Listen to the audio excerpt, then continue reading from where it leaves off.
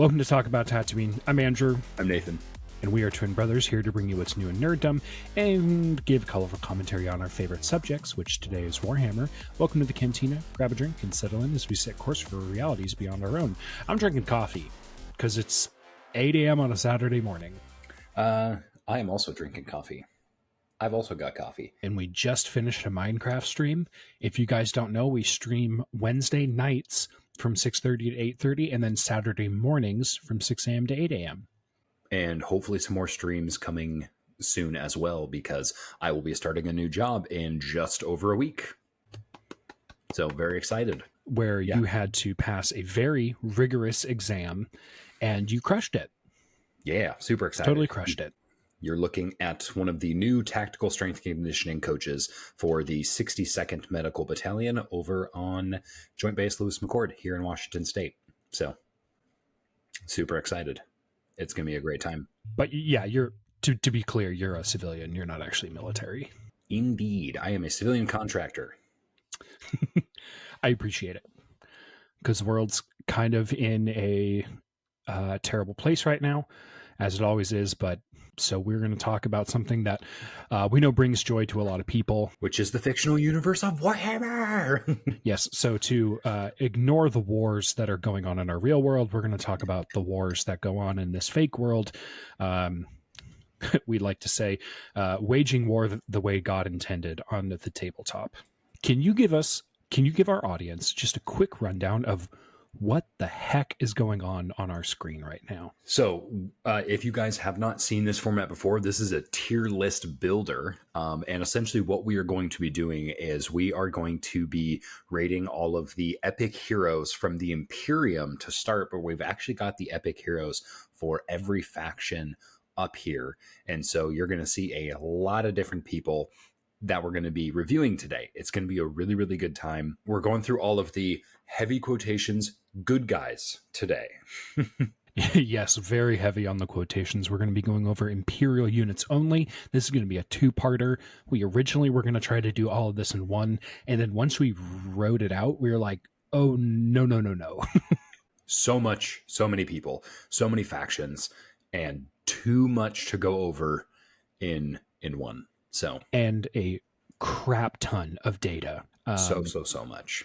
I actually ended up making an Excel spreadsheet, basically trying to calculate and weight some of the point values based on toughness, wounds, melee, and ranged damage. Basically, that when you weight something is you take things that are all across the spectrum, and then you basically multiply them or divide them by a consistent value that kind of equalizes the playing field, so to speak. Which in this case is a points value. That still doesn't totally work for Warhammer, because what we see is as you increase in strength, it's not a linear line.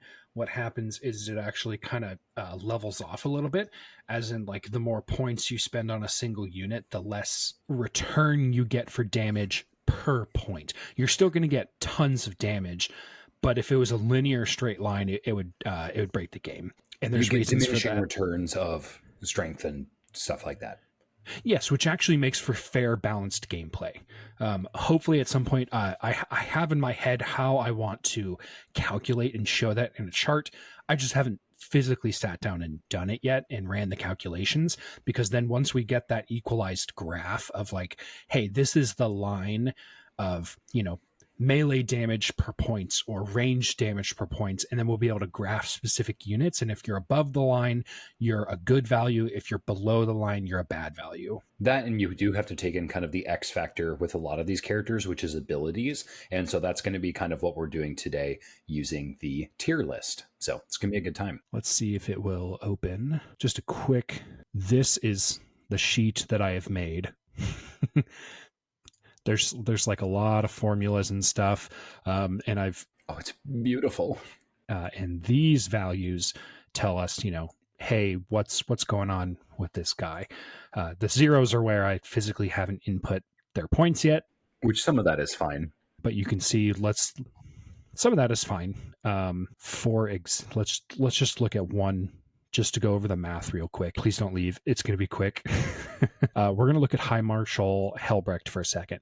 So this value, which is color coded, he's got this really dark green value, which means that per point, he can do a lot of melee damage. He's a 95 point model. And without accounting for enemies' toughness, I'm not accounting for enemies' toughness in this because that adds Another layer of complexity. an order of magnitude of complexity to my calculations. So I completely did these calculations based on the how many wounds they could dish out, their minimum amount of wounds they could dish out versus their maximum number of wounds they could dish out.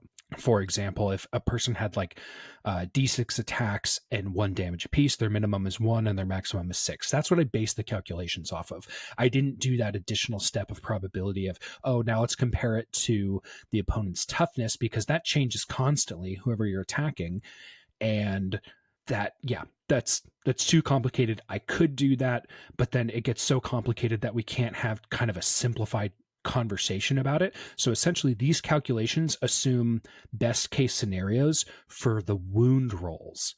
Yeah, so we all know that when you're actually playing, like, even when not even considering other units, like, you could just straight up spike your attacks and just roll all ones, and it's like, oh cool, it doesn't matter if your weapon does 17,000 damage per hit. If you roll a 1, you missed automatically. However, I am taking into account their weapon and ballistic skill, so those values are going to be adjusted by the average probability of rolling those numbers. So I did Indeed. take that into account, but for the wound calculations, I assumed that all the wounds are going through, however many, depending on how many hits you rolled. I like it. I'm here for it. Yeah. It's just a little easier that way. And as far as like strength values, that's actually going to affect where we put them in some of their tier listing. Because if you have, let's just say, the Knight Tyrant walking around with a strength 20 volcano cannon, yeah, that is an S tier weapon. It is. That's a little bit of a spoiler because we're not doing Chaos today. Xenos and Chaos is going to come next week or the week after. We might be doing a Marvel Snap video in between these. We're using math to tell you guys who we think are the best epic heroes. That's really the summary of this video. Let's see. Shall we continue moving? Do you want to hit us with our opening question? Yes. What are you going as for Halloween? I'm not going to any like Halloween parties. We are having some friends over. Some local friends over, just like one family. We're going to do like dinner and stuff. We're getting to the point where most of my friends have children, and so doing like costume parties and big long parties that last late into the night, say like 10 p.m. are so late. Aren't as practical. Yeah, so late. I did a 6 a.m. stream. That should tell you a lot about my personality. I'm an early riser. I'm usually at work in the office at 5:30 in the morning. Real quick, my headphones just gave me the warning beep of death. I knew it was going to do that. I was on yellow when I started my stream 2.5 hours ago, so I got hot air. Gold star to whoever can name that reference. All that being said, I'm going to go. I have a monk costume that I use at Ren Fair, so I'm gonna probably just be wearing that. It's just like black robes and a rope belt and like a little cross. I might paint the cross gold because I think that'd be kind of fun. Add a little bit of contrast to my costume. I kind of want to get a mask, like a scary mask, and do kind of like the spooky monk sort of thing. But the dogs kind of freak out when I wear a mask, and my wife doesn't like it either. So I'm like, okay, well, I could scare the neighbor children and also have my wife unhappy with me, or I could just not wear it. That's fair. I will probably be doing nothing for Halloween. And not necessarily nothing, but I'm not dressing up. We live in a really, really big neighborhood, and my wife was on the neighborhood page the other day, and people were kind of like saying like, hey, this is how much candy we gave out last year. And we're expected to probably get hundreds of trick-or-treaters. But we also have dogs that bark at the door. And so most likely what I told my wife is what we should do is we should get a bunch of candy, but we should post up in front of the house in our lawn chairs with some hot cocoa and just like give out candy and just like hang out and say hi to people. Because if everyone's going to come to the door, the dogs are going to go ballistic for like 5 hours. So my basset hound, he sleeps through everything. Doesn't matter. My lab just goes bananas. He's like, person. And it's either that or we turn the lights off and we just be completely lame and not do anything. So You gotta give out the candy. You gotta. yeah, apparently some of the neighbors like have been like on average spending about $100 on candy, and it all goes away. For our listeners, you can't see my face, but I just like my jaw hit the floor. That's so much. I mean, to spend $100 on something, that's a fun thing to spend $100 on. Yeah, so we'll see. We haven't quite figured out what we're going to do yet, just because that's a lot of money and things are expensive nowadays. So I'm like, I don't actually know how much candy we're going to get for $100. Yeah, that's right. And just be like, kids, this is your lesson about inflation. Don't take too many pieces. Last year you would have gotten this many pieces. This year, for the same dollar amount, you got this piece of candy. That would be horrible and such a sad thing to do to children.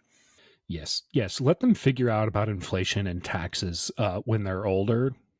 Don't rob them of their youth and their innocence.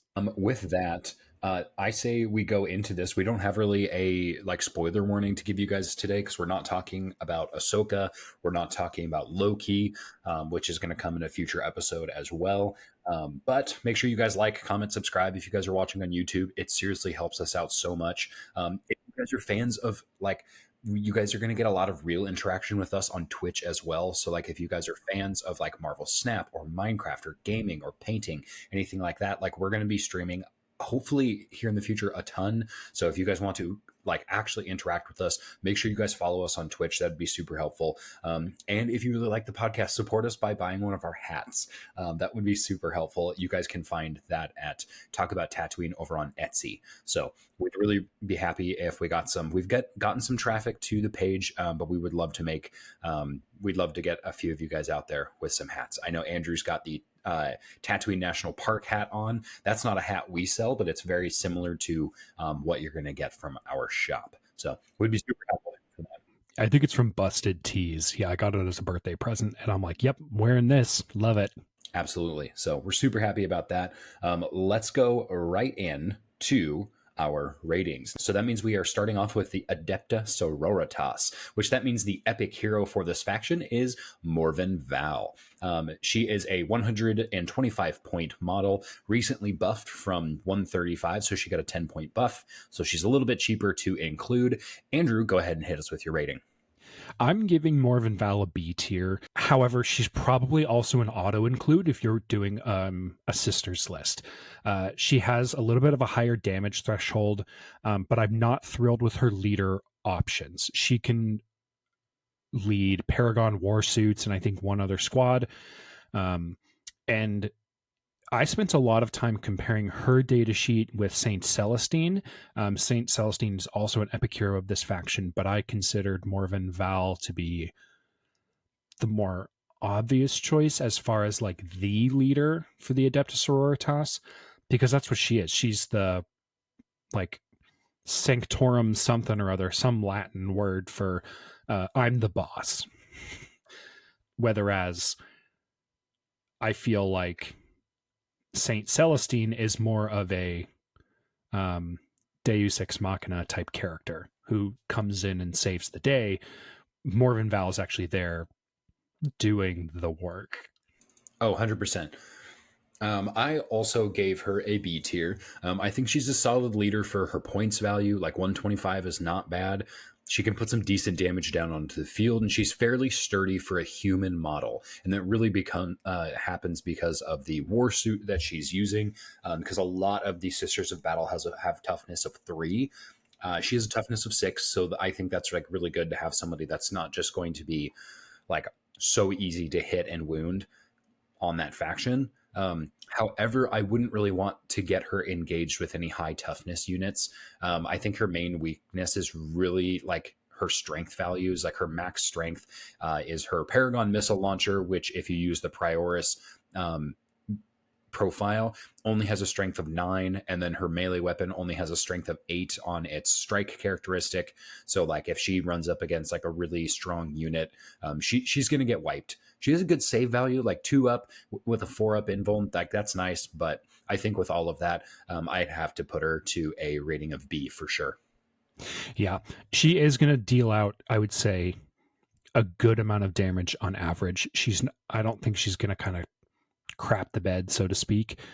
Yeah, she's more of an elite killer. I really have a hard time putting something like, as far as like S tier damage, I'm looking for, things that can kill tanks, because that's really going to be armor is king right now in 10th edition. Let's move on to our next one. Next one we have is Trajan Valorist. He is the Captain General of the Banana Boys, also known as the Adeptus Custodes. These are the personal bodyguards of the Emperor. I hope you guys don't mind that we're going to give a little bit of lore for some of these characters. I know some of our listeners don't know that much about Warhammer. Some of you do know, but for those of you who don't, we'll try to give you a little bit of introduction as well. He is the lead custody, or the lead custodian of the Emperor's Guard. He's this guy. I'm not putting him in C tier. I'm just putting him up on the screen. I was like S tier. That's where I'm putting him. S tier. This dude slaps very, very literally, I feel like, in the game, because his melee damage is almost unparalleled. He has one of the highest melee damage outputs per point in this entire list. I don't think a single unit actually does more damage per point. Yeah, he is the highest on here so far. He has a higher damage per point count than any of the Primarchs on our list. He's very good. And if you can consider the the ability Moment Shackle, and he decides to double his attacks characteristics, like, that's crazy. Because right now he can do a max of 18 damage with his Watcher's Axe. Like, double that, you're at 36 damage. Like, what unit in the game has 36 damage? Like, has 36 wounds? I don't even think the Knight Tyrant could survive something like that. It probably has the toughness to survive Trajan's melee attack, but dang. Yeah, I think Canis Rex has like 22 wounds. So yeah, it's pretty formidable. So I'm right there with you. I think that this is an S tier model for sure. He packs a huge punch. I think his biggest drawback is really just like if he got into like a large horde of infantry. But if he's with his squad, like if he's attached to somebody, they're going to be able to cut their way out of any battle line unit with ease. So I imagine this guy going up against like the other leaders of your faction. So like, for me, I play orcs, so like I imagine him going up against Gaz, a model that costs 100 points more, and Valoris would probably win. Yeah, he's very strong. And that's the thing, is the Custodes army is very elite. You're taking very few actual models. Your model count's going to be very low, but your damage is high. Your toughness is high. Your points per model is also very high. Which, I mean, that's sort of what we expect. Our next one we're moving into is the Adeptus Mechanicus, and we are looking at Belisarius Call for 185 points. This guy is super fun. I'm excited to hear your rating. For our listeners out there who can't see our screen, I would highly recommend watching us on YouTube, because that's where the video is going to be uploaded. If you want to catch this, we'll also have a copy of this tier maker on our Twitter, Instagram, things like that, so people can check us out and see what's going on there. I think Call is an auto include into an Adeptus Mechanicus army in A tier.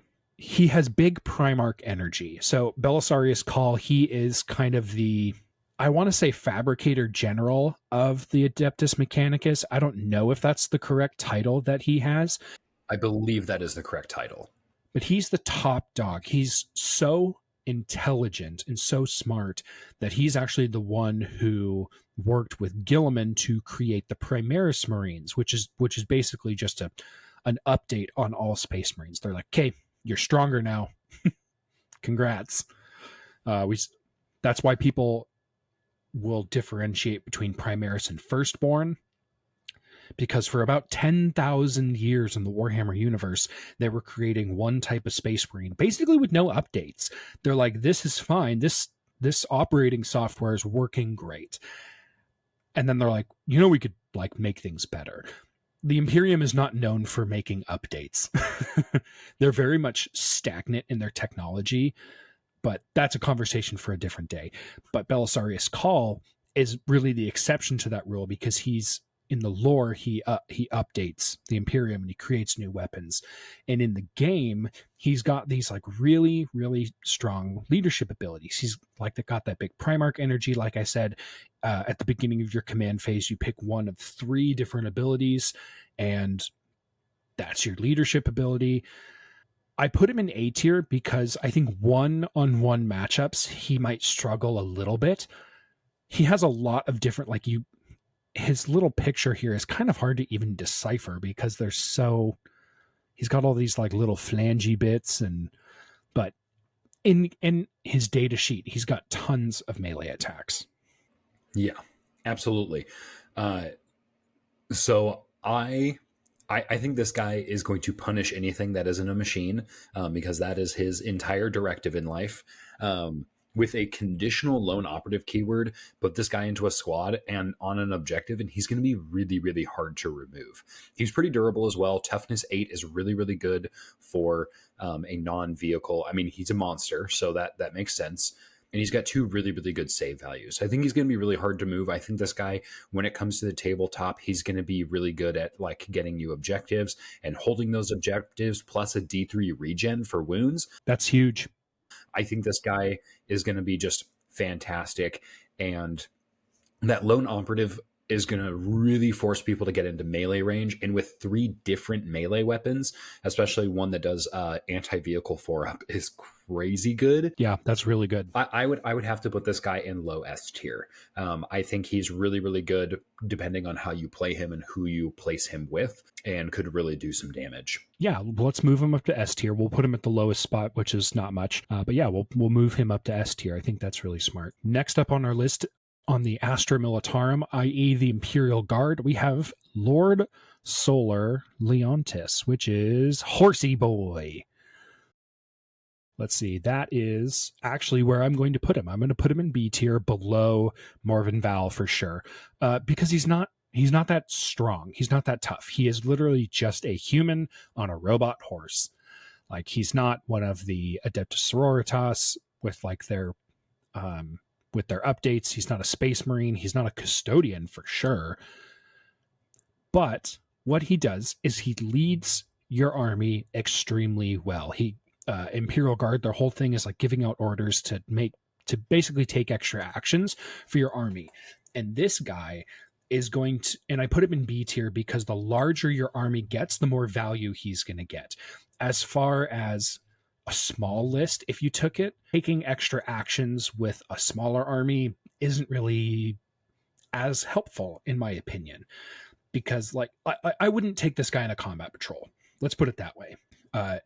In a combat patrol, he's just going to kind of take up space. You want to use those points for something that's going to sit on an objective or shoot stuff off the board. He doesn't really do either of those very well, but he's really good at giving orders. So if you want to, in a large army, you want to be able to do that. If you only are giving out one order in a 2,000 point game, that's not very good. In a 2,000 point game, you want to be giving out as many orders as you can. So having Lord Solar Leontis,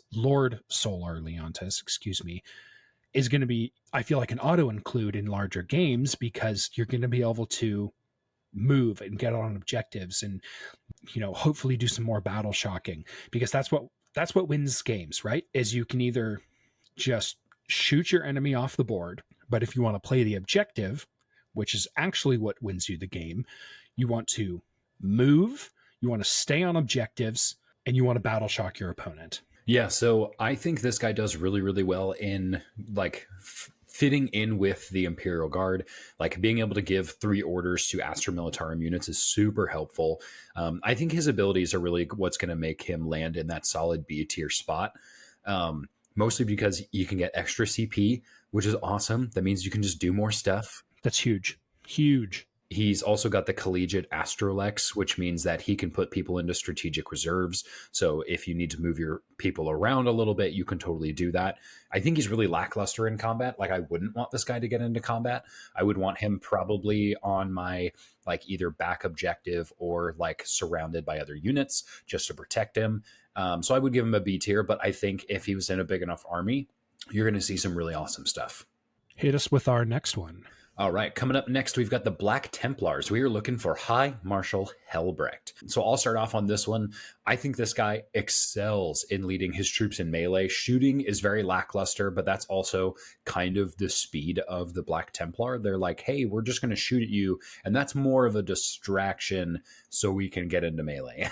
I think, like, in my head, the lore is like, they're like, yeah, we'll shoot at you, but like, we're shooting at you while we're running at you. So, the Black Templars are very stabby, is what I wrote down. This guy has a good.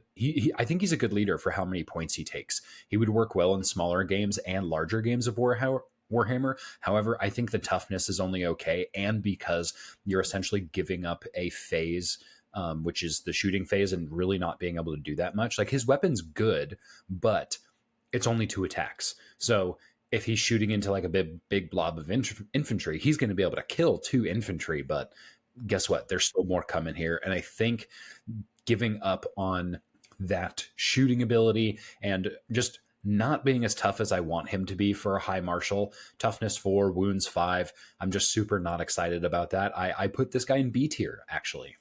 Yeah, that's a good point. I put him in A tier. Black Templars look really good right now because their base infantry are the cheapest Space Marines out there, and they can become the horde-iest army that is in Space Marine armor. And with harm with High Marshal Helbrecht leading one of those units of, let's say, Crusaders or something, and then you put the Emperor's Champion leading another, you have 2 very formidable blobs of melee dealing damage. The Emperor's Champion is probably one of the best melee units in the game right now, to the point where he probably could go toe to toe with some of like the Primarchs or maybe like Abaddon the Despoiler. He probably wouldn't be able to kill Angron. I think Angron would split him down the middle, like from head to toe, not in a gross way. Realize that could be misconstrued. So sorry. I'm trying not to be gross. So I put him in A tier. He's incredibly efficient for the damage he puts out. And like I said, I think he's an auto include, especially for larger Black Templar forces. So between your B tier and my A tier. I would say we could keep him in A tier. Okay. Cool beans. Let's move on to our next one. Go ahead and snag that Lord Commander Dante. Andrew, hit us with your rating. I put him in B tier. I put Lord Commander Dante in B tier. I'd probably put him at the high end of B tier. I'm not crazy about Blood Angels right now. I think if you're going to run a melee Space Marine army, maybe go Black Templars, in my opinion. I don't know what their actual win rate is compared to the Black Templars. I think he's just a little too expensive for his points. Even with his recent buff, he got a 15-point buff, which is so much for a single unit. But he's still 120 points, though. He's still 120 points. His pistol is surprisingly efficient. He battle shocks, he fights well, but I would say he actually does gouge your list a little bit with how many points you're taking. In a combat patrol, you're gonna hurt a little bit. You're gonna be a little bit more elite. If you want to be elite, that's fine. Go for it. That being said, without a buff to the Blood Angels in general, they're not doing very well. They're kind of underperforming. And Dante is trying to carry the team on his back, and he's not exactly a one-man army. In a one-to-one fight with some of the S tier and A tier guys we have there, he's point for point, he's not going to do super well. He's actually surprisingly efficient in ranged combat, and he's not a ranged combat character, which is not great. But his wounds per point and his toughness per point is low. Yeah, I think he is a little squishy.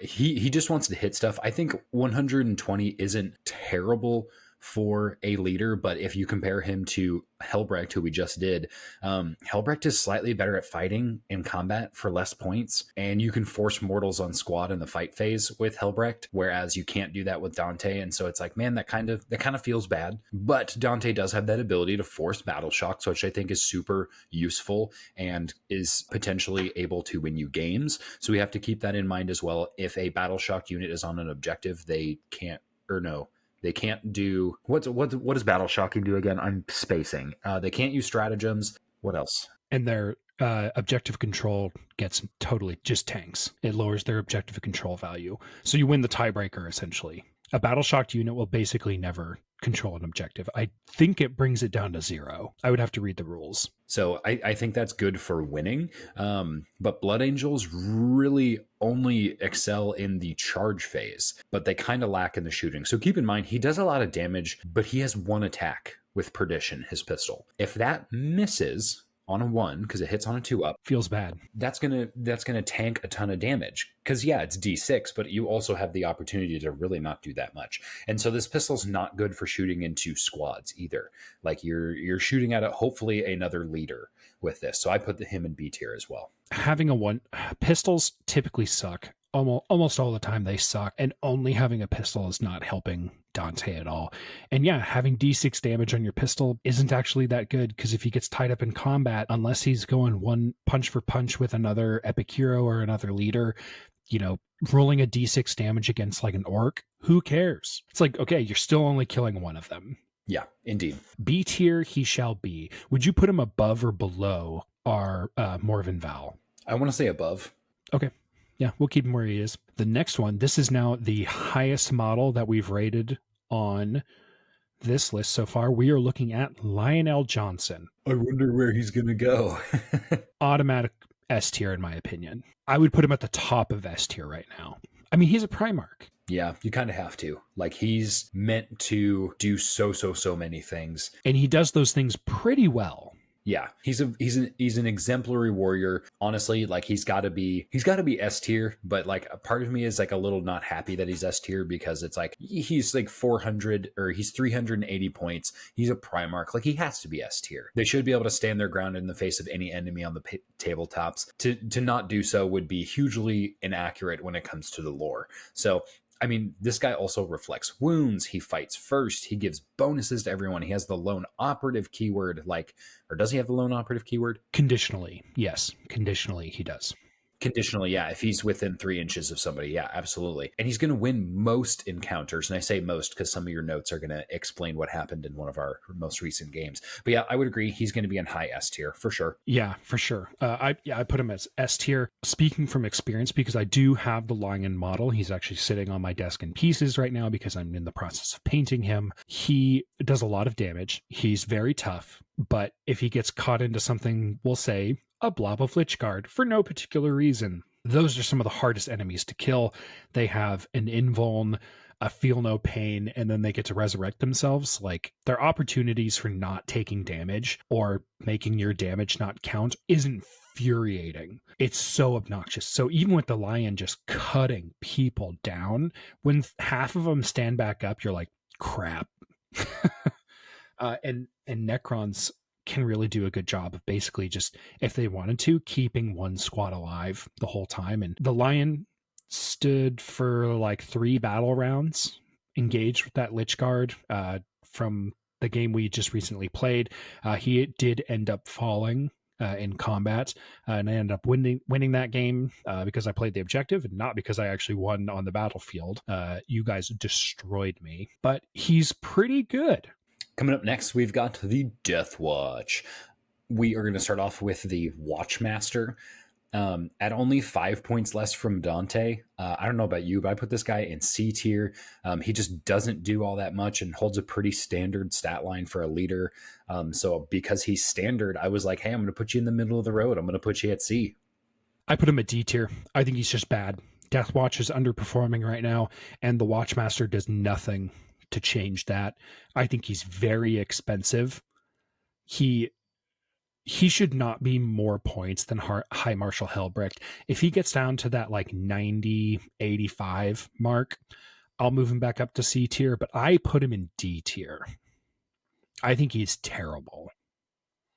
I could be convinced to go with D tier. Yeah, for 115 points, actually, yeah, I would have to agree, because his damage output is lackluster. He's got toughness 4, wounds 5. I mean, that's the same stat line as some of our other leaders, but for more points. Like, why does he have more points?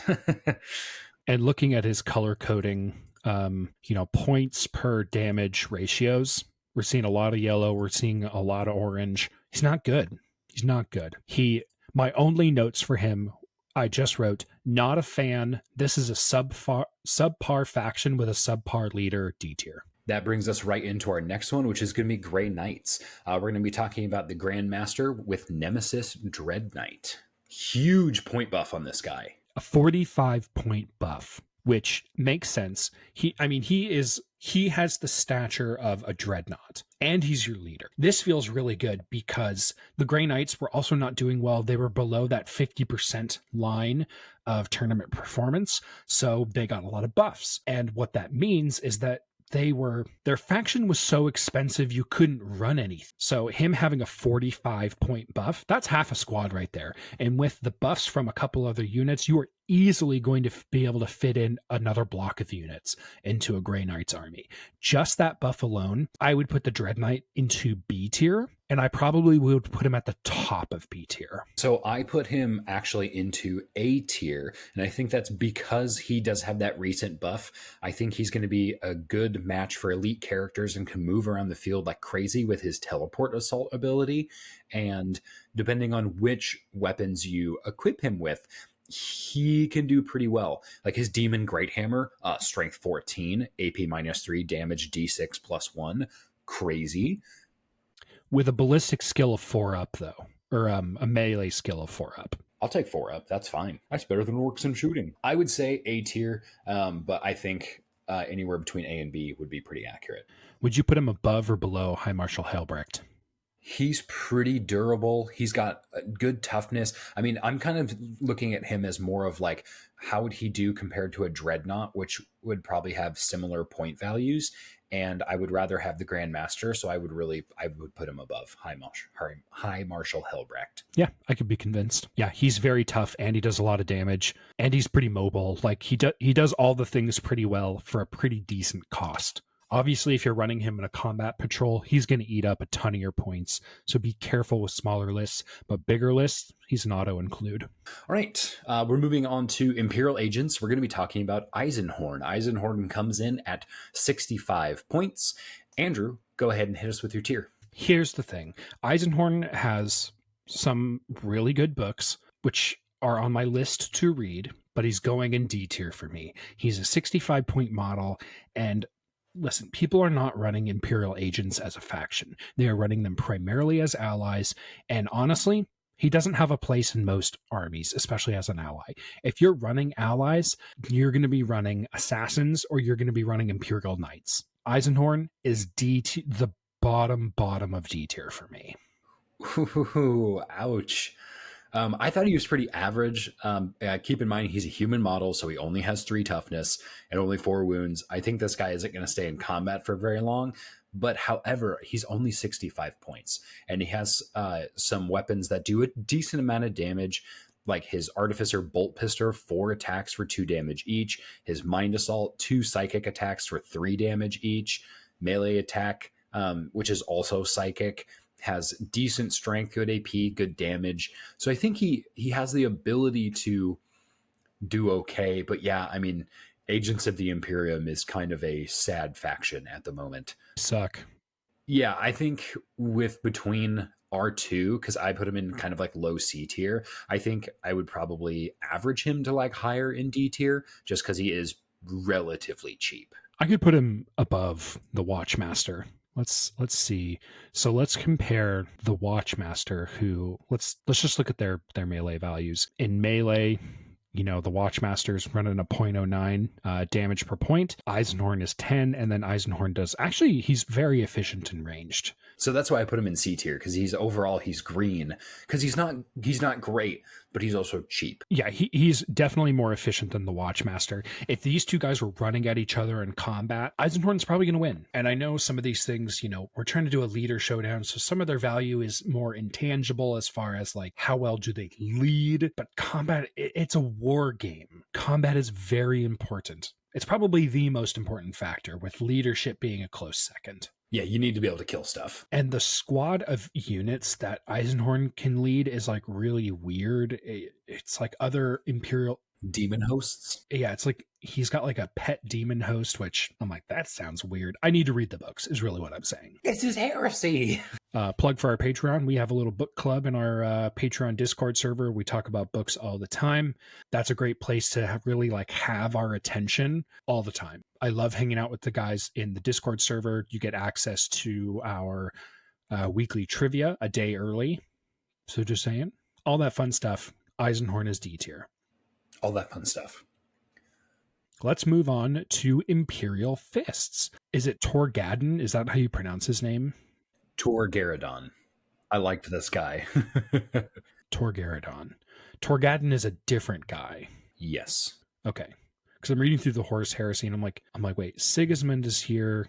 He's a Black Templar, which is, I mean, Sigismund is an Imperial Fist who then founds the Black Templars. Torgadon is a different guy, but Torgaradon is this guy. I put him in A tier. And I think he's an auto include. He's got this kind of Gravis armor, so he's tough. He's a little slow. He's got that 5-inch move characteristic, but he's very, very tough. But he's also a good leader. So let's look at his stats real quick. Let's see. Torgaradon. His melee efficiency, very high. And his toughness per point efficiency is super high. I think he's toughness 6. For an infantry, that's really high. He's a tank killer. He gets +2 strength, AP, and damage against monsters, vehicles, and fortifications. That's awesome. That's really good. He is toughness 6. Absolutely. Yeah, can we talk about how good the Hand of Defiance is? Because his melee attack has 5 attacks, wounds on 2-ups, strength 12, AP -2, damage 2. Like, this guy is going to be murderating at least 5 models in front of him. Agreed. Anytime he gets into melee. And because he's a Gravis Marine, the squads that he's going to be leading are aggressors, eradicators, and heavy intercessors. He allows them to ignore cover, which is amazing. Yeah, that's so good. If you can get a unit of heavy intercessors that get to ignore cover, dude, they're going to shred face. Yeah, I think if this guy is getting into combat with like a monster or a vehicle, keep in mind the siege captain ability is going to put his strength up to 14, his armor penetration to -4, and damage to 4 on each attack. So against vehicles and monsters, he's and technically fortifications, but like I don't know anyone who plays with fortifications, but he's an Imperial Fist. He's like, I know how to build it. That means I know how to break it. That's a great motto. Yeah, he's really good. I'd put him in A tier. A tier. I'm not sure where in A tier I would put him, so I'm just going to leave him there where he is. I'm not sure how he would do against Black Templars, Imperial Fists. I know Chapter Master Valrak over on YouTube, he'd be like, he needs to be S tier because he's like a huge Imperial Fist geek. All right, coming up next, guys, we're going to be doing Imperial and Knights. We have got Canis Rex coming in next. Canis Rex did get a points nerf from 405 to 460. That's a huge nerf. So keep in mind, if you're playing Combat Patrol, this is your guy. And that's it. Which I think I should say in the Combat Patrols, how Games Workshop is planning on moving into Combat Patrols is you play Combat Patrols just with the box, but also like their main rule is like if players are okay with something, then it counts. So if you're playing a 500-point game, you better hope that there's not 5 objectives on the board because you probably will not be winning. Games Workshop doesn't know how to play their own game, so we're going to do whatever we want. So, Andrew, go ahead and hit us with your rating. I give him low S tier. That's primarily because of his point nerf. He's a very expensive model, but boy, does he dish out the damage. He's so good. Oh my gosh. His laser destructor having 2 different firing modes is awesome. And his claw is his fist is like strength 20. Nothing is standing up to that, save a Titan. He's great in shooting, he's great in melee, and he's a decent leader. He's expensive, but I still think he's an auto-include for a Knights list. Obviously, you can't run him in a Combat Patrol, which doesn't even really make him an option for Combat Patrol. He's so expensive. But in larger games, auto-include him. Flank him with some armigers, add like a Knight Valiant, and you're going to destroy everything. Absolutely. That's almost exactly what I said. So not going to lie, I do want to hit something with Canis Rex because Freedom's Hand, his melee weapon, has a strike characteristic of strength 20 and a sweep characteristic of strength 10. So if for some reason For some unholy reason, he was surrounded by multiple vehicles. He could still wound them on fours. That's bonkers. So super good. He's a force to be reckoned with. Normally, I would be worried about how many points this guy takes up, but he's a knight. Every model costs a ton, and you're getting a lot of value out of this data set. The recent point nerf kind of hurt, so for me, that actually brings him from S tier to A tier, because in a 1,000-point game, you're going to basically be able to field a few armigers, maybe like one other guy, but you do need to make sure you have some smaller units taking care of him. His biggest weakness is high strength melee units and horde melee, as his invuln save does not apply to melee units. If you're able to charge him with lots of volume of people, you could potentially do some damage. Now, keep in mind, they do have a lot of damage to go through at a wound characteristic of 22, but he's also a knight. He's supposed to have that many wounds. So I put him in A tier. I think he would be high A tier, though, or low S tier. So We'll keep him where he is at now, because looking at the guys over in A tier, I don't think he fits there. That's fair. All right. Who do we got next? We have Iron Hands, Iron Father Pharaohs. I would have put him C tier. However, with the updated Vanguard Spearhead detachment, that's a mouthful, which is the tank detachment, if you're running a large force of tanks, it doesn't, well, in this case, it does have to be Iron Hands. Pharaohs and a Tech Marine would add some huge buffs.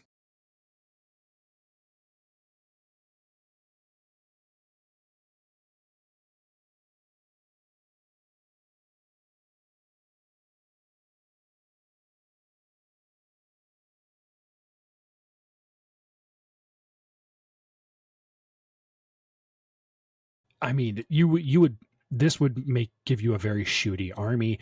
He's probably an auto include in armies above 1,500 points. Smaller armies, I would actually go with the Tech Marine instead, with an enhancement on the Tech Marine. But being 95 points, I think he's solid middle of B tier, probably between Solar Leontis and Morven Val.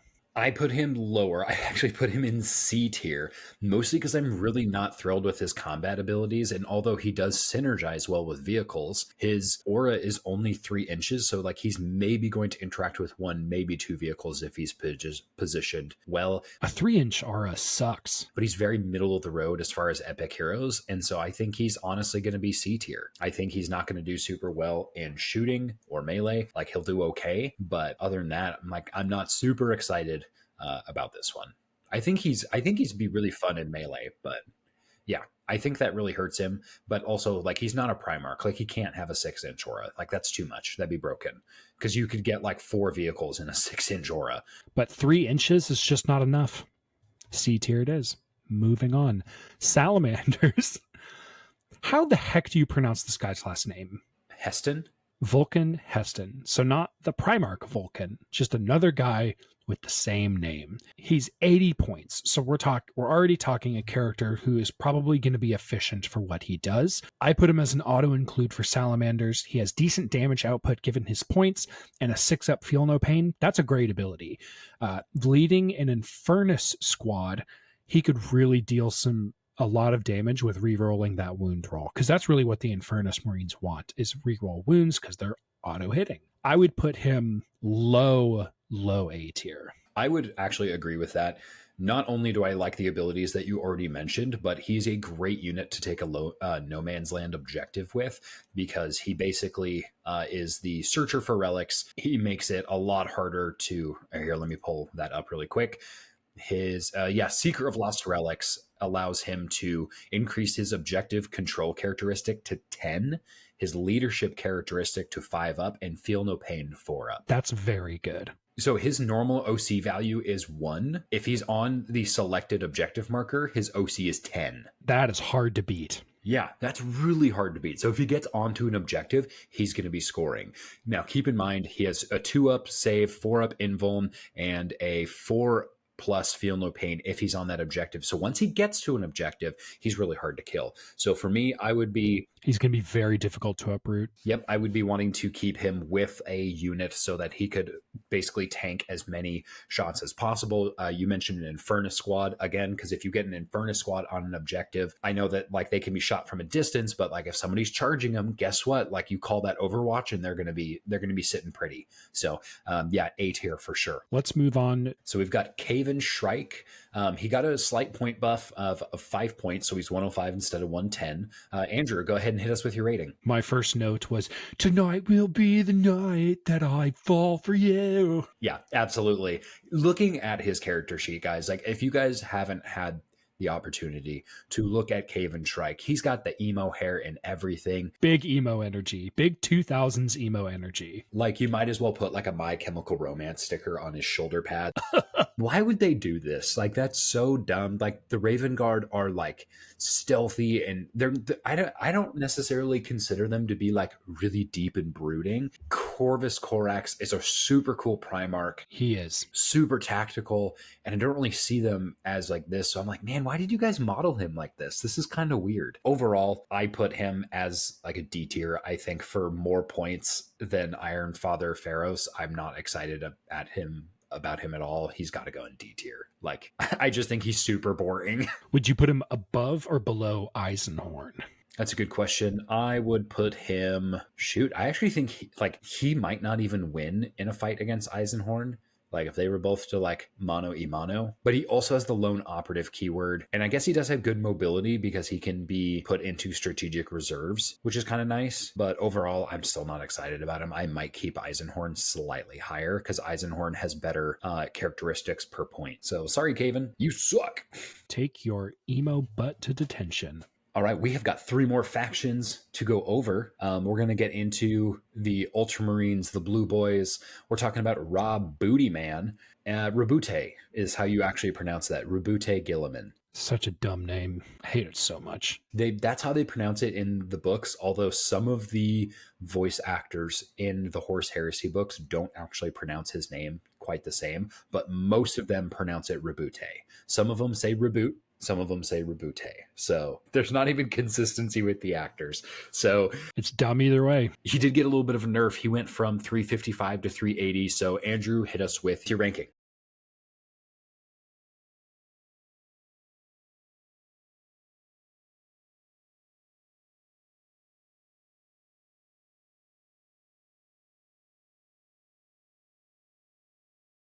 I was a little bit presumptive and I put him straight to S tier. He's, despite his dumb name, this dude slaps. He's the commander of probably the most powerful chapter of the Ultramarines, powerful chapter of Space Marines, which is the Ultramarines. During the Horus Heresy, when the Imperium was kind of split in two, he was like, fine, that's fine. I'll just make my own empire. Imperium Secundus, or Second Empire. And it totally makes sense. He was the first Primarch to come back. He does that in combat too. Like being able to stand back up with 6 of his wounds remaining on a 3-up is deadly. So you're looking at least a pretty consistent revive of this guy. He's not impossible to kill. He's not as tough as the Lion, which is why I would put him below the Lion. But the Emperor's Sword and his Hand of Dominion is going to dish out a lot of damage. And his commander abilities are awesome. Yes, he's a fantastic leader. I think he embodies that really, really well. The model itself is beautiful, super, super cool, very Roman-esque with his laurels on his head. So let's take a moment to talk about the Roman Empire, everybody. No, I'm just kidding. But I think he's an absolute S tier for sure. I mean, just being able to stand back up. I mean, even when you were fighting the Lich Guard unit with the Lion, like the stand back up characteristic is how he gets to really extend his life, because that puts him, if he stands back up, to 16 wounds. And that's really, really good. That's a lot of wounds to burn through of a Primarch. You're like, cool, I got him. Why is he getting back up? Oh gosh. Yeah. So if you burn through all of that, you're gonna be a little sad. Yeah, that's his armor of fate ability, which I believe it's called. In the lore, I think that's the only thing keeping him alive. Yes, I actually haven't read those books yet. I'm still super far behind on everything, even though that's like several editions ago that he's come back. And we're probably going to, by the time I actually read everything that's gone on, there's probably going to be another Loyalist Primarch that will come back. Yeah, the only thing that Games Workshop does better than producing minis is getting books written. Yes, they have so many, literally hundreds. And hopefully someday, Some of them really slap. oh yeah, someday. So I had this like really janky desk set up behind me. Someday I'm hoping to replace that and have it be basically bookshelves with full of Warhammer books. So These black shelves behind me are $20 at IKEA. nice. Let's move on to the next one. It looks like we're looking at Space Wolves, and we've got Logan Grimnar.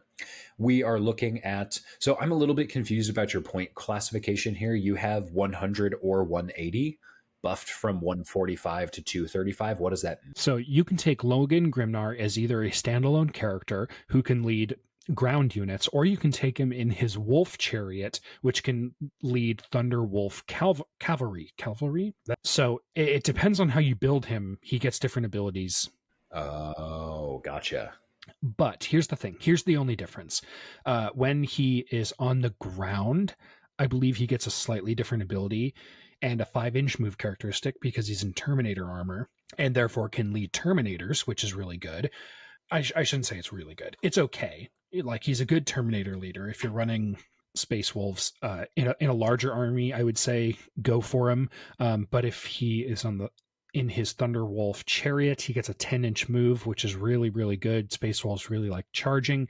Problem is Space Wolves are just a little weak. I don't really like his options all that much. I think he's a little expensive. He got a significant buff. I mean, we're talking, what is that, a 55-point buff on his chariot and a 45-point buff on just his character. His character now costs 100. That's pretty good for a Terminator character. Those are typically the most expensive characters you can take that aren't Primarchs in the Space Marine faction. But I would put him above Iron Father Pharaohs in the C tier.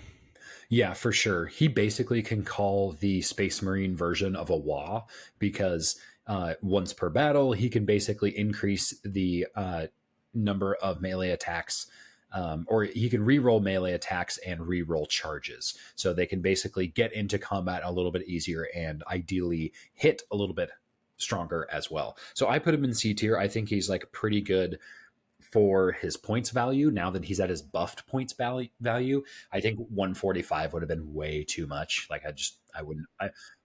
I would have slammed him straight into D tier for that much. Indeed, with that much, he would have been D tier. But I think with that much and having a Terminator leader can be really helpful. And he does okay. Like once you get him into combat, like he's got some decent attacks and like okay strength. The Axe Mordecai hits for 3 damage on his 2-handed ability, so that could be potentially pretty good. We are moving into our last one. We've got Corsaro Khan. He got a point buff of 5 points, so now he's 75 points. Andrew, go ahead and hit us with your rating.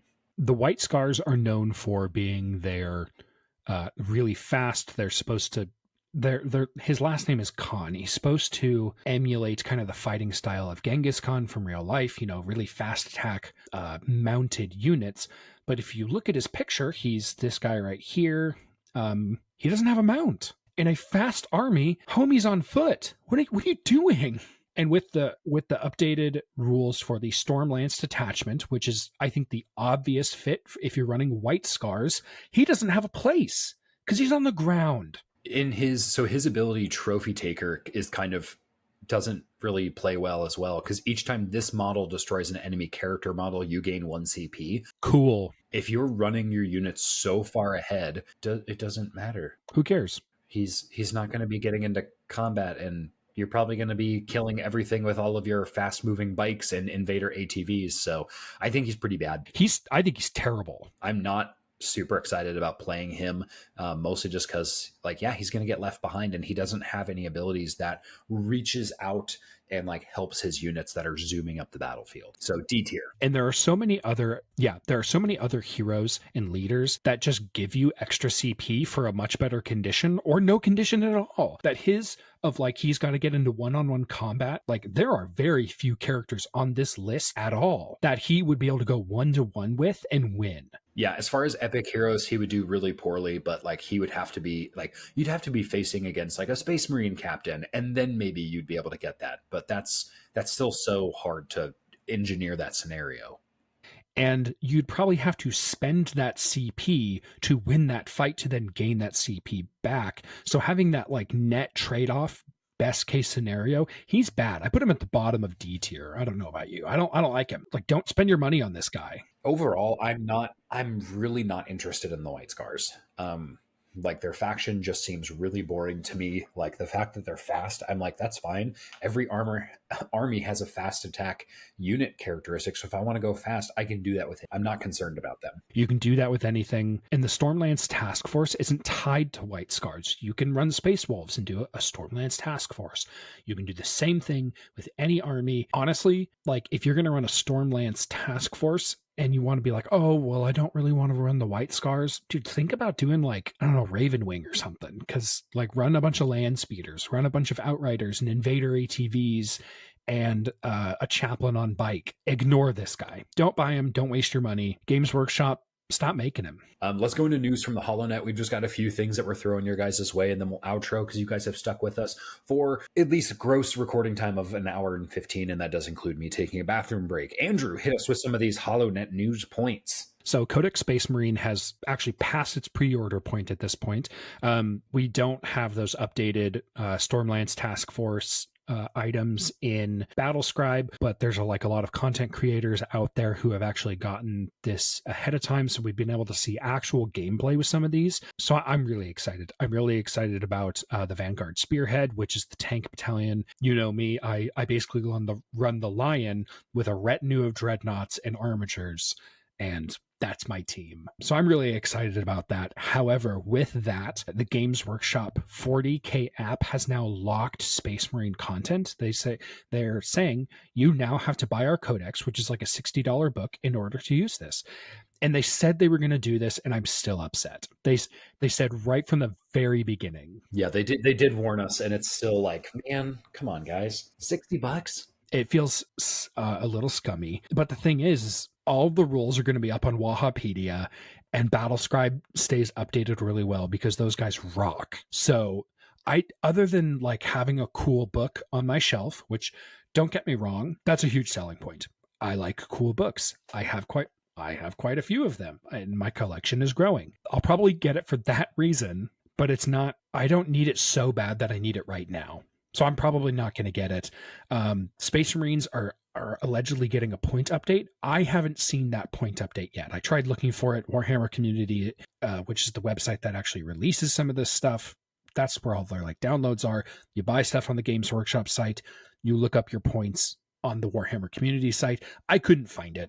And right before they released the Codex Space Marine, as many of you know, put an F in the chat for Oath of Moment. For a faction that was below the 50% win line to have their army rule nerfed feels bad. It was an incredibly good ability, but the rest of their faction doesn't do super well, because what was happening in games, especially large point games, and the larger the game got, the worse this ability became, because you could Oath of Moment one thing and you could kill that one thing really well. And if you killed it in shooting, you're like, crap, well now I have nothing I can Oath of Moment in my fight phase. And then you're like, okay, well now I'm just doing average damage. I don't know. I don't think they should have nerfed it. I know you disagree because you don't play Space Marine. Yeah, so lots of cool stuff coming for the Space Marine faction in general. I think those new task forces are going to provide a lot of variety without shoehorning people into certain factions. Overall, I think the new faction rules for the Space Marines is incredibly accommodating. Honestly, A+. If I could rank these task forces, I would just be like S tier, because I'm so happy with them making that decision to not be like, oh, if you play this chapter, you have to use this task force. You don't have to do that. That's awesome. That allows people to play what they want to play. It gives flexibility. Thank you so much. There's a lot of things about 10th edition that I really, really like. And there's actually not a lot of things that I don't like. I'm actually overall enjoying 10th edition significantly more than 9th edition. I don't know how you feel. I don't even remember how to play 9th edition. Who's 9th edition? What is a 9th edition? Who that be?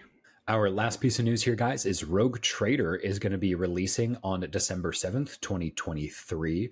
We're very excited about this. Keep in mind, this is going to release on Windows PC via Steam and the Epic's game stores. You can also play, I believe, on a PlayStation 5 and the Xbox Series S/X. So keep a lookout for that. It's a turn-based game. It's going to be a good time. We like more Warhammer games. So yeah, super excited. We like more Warhammer games. And this might be a good tie over. If you're not already playing the updated Darktide, play the updated version of Darktide. It's so much better now. It's so much fun. It's on Game Pass now, which makes its target audience huge. Really, the only big problem I see with it right now is if you're using the Ogryn's Frag Storm, it lags the game. But they can optimize that. That's fine. That's a pretty minor nitpick. Like, I was playing Darktide a bunch before it got updated, and I am loving it now. And I'm actually able to play it, so this is awesome. But if you're not playing it, Rogue Trader might be a good tie-in because it's unclear whether or not we're going to get Space Marine 2 by Christmas. It might come in 2024. No, I want to play it now. Anyway, I think that's all we got for you for this podcast. Nathan, do you want to hit us with that outro? Yeah, thanks everyone for watching here, guys. Every single one of you is amazing and probably a great military commander on the tabletop. Leave us your theories in the comments about what's going to happen as 10th edition continues to roll on. We'd love to see pictures of your models. You guys can hit us with those on Twitter or Instagram. Shoot us an email at talkabouttatooine@gmail.com if you guys have any questions you guys want featured on air. Make sure to subscribe and like this video so that the algorithmic overlords will slice this video into the feeds of other like-minded folks. And until next time, the Emperor protects.